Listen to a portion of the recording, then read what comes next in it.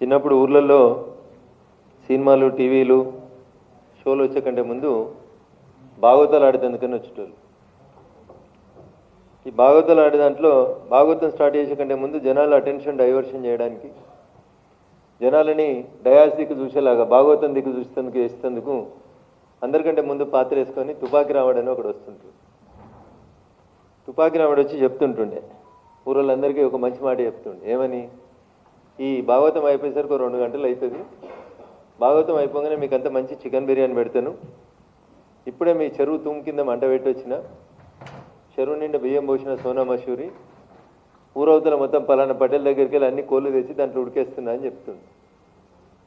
అట్లా నిన్న కరీంనగర్కో ఎవరు, ఆదిలాబాద్కో ఎవరు, ఇద్దరు వేసిన వేషం కూడా తుపాకి రామని వేషం తప్ప ఇంకొకటి లేదు.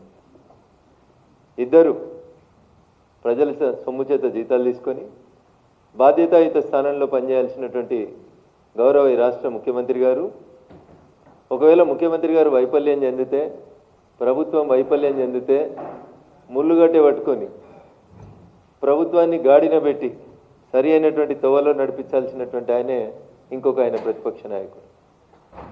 దాదాపు అన్ని దినపత్రికలలో పొద్దుగాల లేచి ఇద్దరు కలిసి తెలంగాణ రాష్ట్రాన్ని అభివృద్ధి చేసేందుకు, తెలంగాణ రాష్ట్ర ముఖ చిత్రాన్ని మార్చేందుకు ఏమేమి హామీలు ఇచ్చిరో చూద్దామని పొద్దుగా లేచి పేపర్లు చదివినండి. 3 గంటలు చదివాను అన్ని పేపర్లు, తెలుగు, హిందీ, ఇంగ్లీష్, ఉర్దూ అన్నీ చదువుకొని వచ్చి.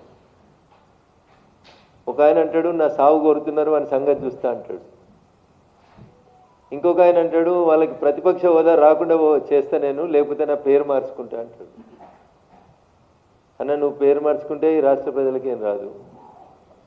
ఆయన సచ్చినా మాకేం రాదు, బతికినా మాకేం రాదు. ఆయన ఫామ్ హౌస్ కాడికి రైతులు వచ్చి ఆత్మహత్యలు చేసుకుంటే పైసలు ఇవ్వక 10 ఏళ్ళు పాలించిన ఆయన ఊర్ల పేర్లతో సహా చెప్పినాం. దౌలతాబాద్, దుబ్బాక నియోజకవర్గం వాళ్ళు, గజ్వేల్ నియోజకవర్గానికి సంబంధించిన రైతన్నలు కేసీఆర్ గారు ముఖ్యమంత్రి ఉన్నప్పుడు ఫామ్ హౌస్ దగ్గరికి వచ్చి కూతవేడి దూరంలో ఆత్మహత్యలు చేసుకుంటే ఈ రోజు దాకా ఆ రైతన్నలకి నష్టపరిహారం ఇవ్వలేదు ఆయన. అట్లాంటి కేసీఆర్ గారు ఇలా చెప్తాడు, 29 దాకా ఆగుండ్రి, 29 దాకా రాగానే నేను తొలి సంతకం పెడతాను సార్ ముచ్చట చెప్తా అన్నాడు. 2014 నుంచి 2023 నవంబర్ చివరి దాకా మీరు దిగిపోయేదాకా మీరు రైతులకు ఏం చేశారో ఒకసారి ఆలోచించారు. అన్న, నాకు తెలిసి మీరంతా నిన్నటి 2 సభల మీద ఉత్సాహంతో ఉన్నారని, మధ్యలో మీ అటెన్షన్ని కొద్దిగా మా మెదక్ పార్లమెంట్ కాన్స్టిట్యున్సీ వైపు డైవర్ట్ చేయాలని నేను మీ అందరితో ఒక 2 విషయాలు షేర్ చేసుకుందాం అనుకుంటున్నాను. మొన్న రాత్రి జరిగినటువంటి వడగండ్ల వాన మా మెదక్ పార్లమెంట్ పరిధి లోపల ఒక 3 మండలాల్లో, నార్సింగి, చేగుంట, మాసాయిపేట, ఈ 3 మండలాల్లో సుమారు 6000 ఎకరాల లోపల ఒక్క వడ్ల గింజ మిగలలేదన్న రైతుకి. ఒక్క వడ్ల గింజ మిగలలేదు. అటు కలెక్టర్ గారు రారు, ఇటు జిల్లా ఇన్ఛార్జి మంత్రి గారు రారు, రైతన్న కష్టం లోపల అండగా ఉంటామని కాంగ్రెస్ రాదు. పోనీ ప్రతిపక్షం వాళ్ళని ఎవరన్నా వచ్చిర్రా అంటే ఈయన సుప్రీంకోర్టులో వకీళ్ళని చూస్తుంది, ఈయన ఢిల్లీకి పోతాడు. ఆయన పోయి జైత్యాల జైత్రయాత్ర పెడతా అని ఇంకొక ఆయన పోతాడు.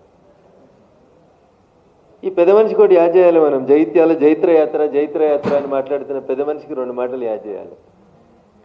1976లో అనుకుంటా కొండపల్లి సీతారామయ్య గారు జైత్యాలకు వచ్చింది.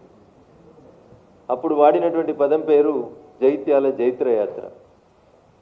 దానికి నాయకత్వం వహించిన నాయకుడే టీఆర్ఎస్ పార్టీకి వెళ్ళి శాసన మండలి సభ్యుడు అయింది.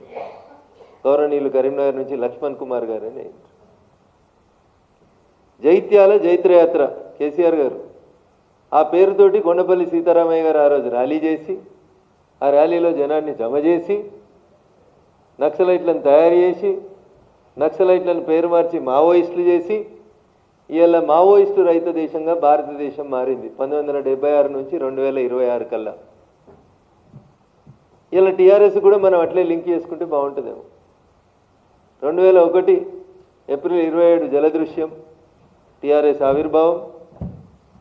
2022 అనుకుంటా టీఆర్ఎస్ బీఆర్ఎస్ అయింది.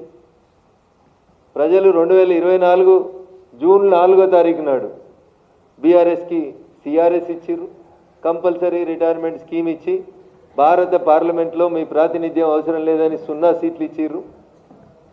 ఈ సిమిలారిటీస్ అన్నీ చూస్తుంటే నాకు నాటి నక్సల్ స్టార్ట్ చేసినటువంటి కొండపల్లి సీతారామయ్య గారు స్టార్ట్ చేసినటువంటి జగిత్యాల జైత్రయాత్ర ఎట్లయితే 2026లో ముగిసిపోయిందో అదే రీతి లోపల గౌరవనీయులు టీఆర్ఎస్, బీఆర్ఎస్, సిఆర్ఎస్ తర్వాత ఈ జైత్రయాత్ర కూడా అటే పోతుందేమో అని నాకు చాలా స్పష్టంగా అనిపిస్తూ ఉంది. ఒక మాట మరి కేసీఆర్ గారు మేం చేయలేకపోయినాం, లేదా కేంద్ర ప్రభుత్వం రాష్ట్ర ప్రభుత్వాలు సరిగా పనిచేస్తలేవు, ఇస్తలేవు, రైతన్నలను ఆదుకుంటలేవని, రైతు కష్టం వచ్చిన రోజు ఉండాలని ప్రధానమంత్రి ఫసల్ బీమా యోజనని 2016లో నరేంద్ర మోడీ గారు ప్రారంభించారు. ప్రారంభించిన కొత్తలో తెలంగాణ రాష్ట్ర ప్రభుత్వం దాంట్లో చేరింది. కొద్ది రోజులు ఉన్నారు, 2020 దాకా భారత ప్రభుత్వం ప్రారంభించినటువంటి ఫసల్ బీమా యోజనలో తెలంగాణ రాష్ట్ర ప్రభుత్వం కూడా ఉండే. ఏమైందో తెలియదు కానీ 2020 తర్వాత అప్పటి ముఖ్యమంత్రి కేసీఆర్ గారు ఫసల్ బీమా పథకాన్ని ఆపేసినారు. దాన్ని తర్వాత వచ్చినటువంటి రేవంత్ రెడ్డి గారి సర్కారు కూడా ఆ ఫసల్ బీమా పథకాన్ని ఆపేసి అసలు ఇలా ఏం ఇన్సూరెన్స్ ఉందో కూడా రైతుకి ఏ పంట పోతే ఏ నష్టపరిహారం ఇస్తారనేది ఈ రోజు దాకా ఒక్క ఇన్సూరెన్స్ కూడా లేకుండా రైతన్నల్ని గాలికి వదిలేసినారు. ఇది ఈ రెండు పాలకుల యొక్క పొరపాటు వల్ల, కేసీఆర్ గారి వల్ల, తర్వాత వచ్చినటువంటి రేవంత్ రెడ్డి గారి 2.5 సంవత్సరాల పాలన వల్ల ఇప్పటికీ రైతులు తెలంగాణ రాష్ట్రంలో ఫసల్ బీమా లేక రకరకాలైనటువంటి అవస్థలు పడుతూ ఉన్నారు.